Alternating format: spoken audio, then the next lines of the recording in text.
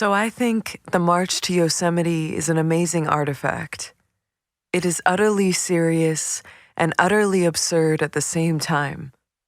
We know that Michel will never build his utopian community in the mountains, but the intuition that he may have to is real.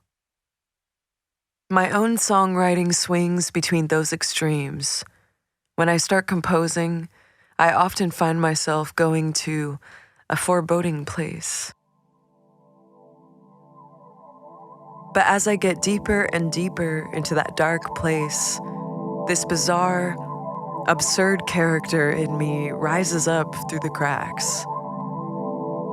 And this kind of movement between a threat, supreme confidence, and humor is what made Mike Michel such a unifier. In a community where people are constantly threatened, being together in a space with a shared sense of safety is essential. And the streets here are full of tributes to such artists, people who used fantasy, humor, and art to unify people. Like all these plaques in the sidewalk you may have noticed. I want you to find one up ahead for the writer Virginia Woolf. It's in front of the Castro Smokehouse at 409 Castro Street. Do you see it? Stand in front of the plaque so you can read it.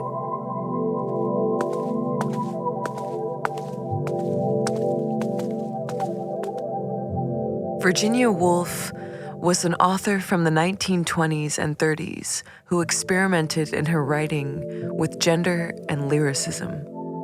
She had one character, Orlando, who changed sex and gender over a 300-year arc. In a way, Mike Michel is a kind of Orlando, a gender-bending man who bridged generations of gay life and musical performance in the Castro.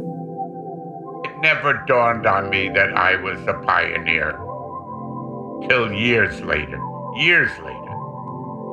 And when I think of that, it's pretty special. You know, the Castro, Mike Gary, Maurice Gary, first gay person on the block.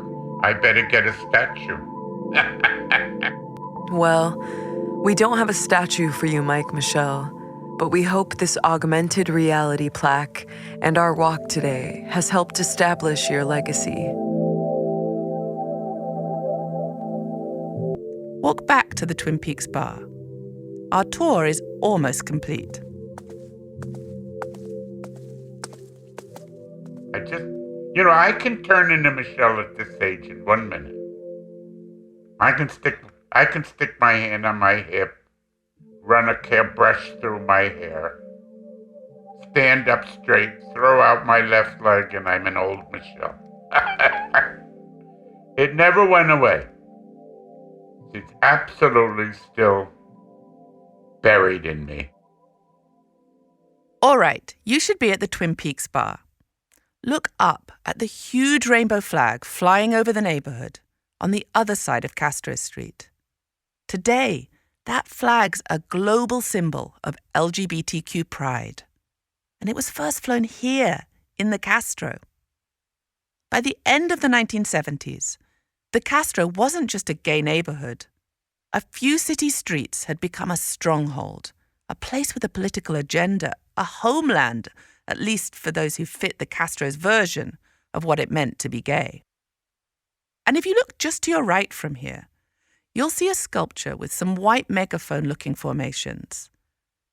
Look at its black marble base, and you'll see that it's called The Seed. There's a poem.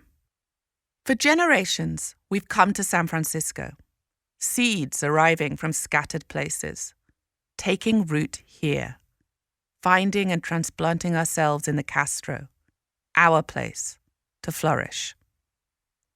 Maybe that's what all migrants are looking for in the end. Places with possibility. And so it is with those shows we saw on the telephone pole at the beginning of the tour. Go ahead and look at the flyers again.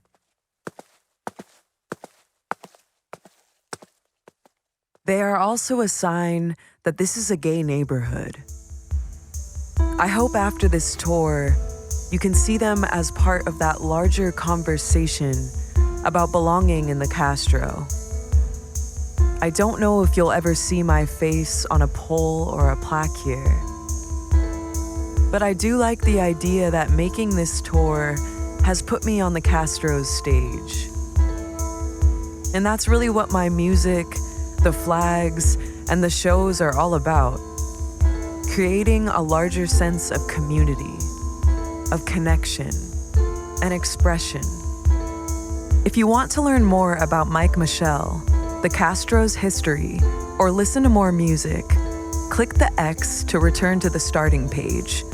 Then click the link at the bottom for more resources at calmigration.org. Mike Michel would love to hear from you, and through that link you'll find his mailing address. Just under that link, you will find a donate button. It's entirely optional, but if you can, I suggest you donate $10 per person on the tour. All the money will go to support the museum and the creation of more tours like this. Feel free to wander the neighborhood more with this song I wrote.